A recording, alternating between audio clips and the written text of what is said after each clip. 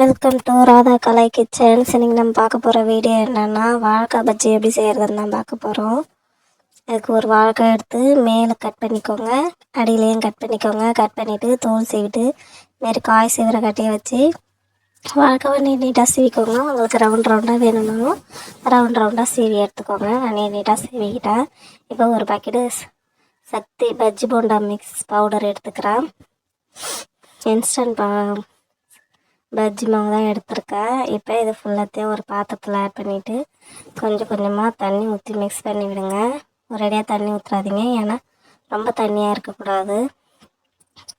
ரொம்ப தண்ணியாகவும் இல்லாமல் கட்டியாகவும் இல்லாமல் கரெக்டான பதத்தில் இருக்கணும்.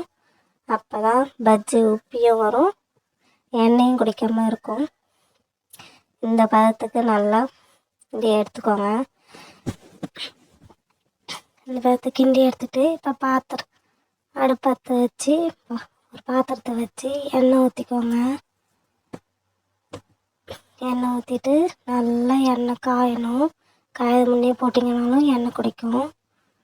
நல்லா எண்ணெய் காய்ஞ்ச பிறகு இதுமாரி ஒரு வாழைக்காய் எடுத்து அதுக்குள்ளே இந்தமாரி முக்கி நல்லா சைடில் ஓரமாக இதுமாரி பண்ணிக்கோங்க.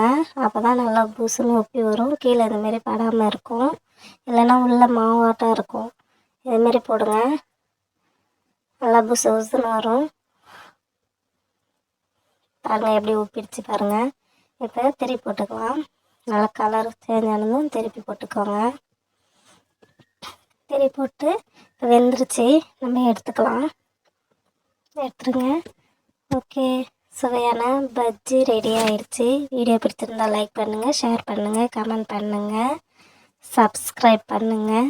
இதை பாருங்கள், பிரித்து பாருங்கள், உள்ளே எப்படி இருக்குது பாருங்கள். நம்ம கடையில் வாங்குகிற பஜ்ஜி மாதிரியே இருக்குது. தேங்க்யூ.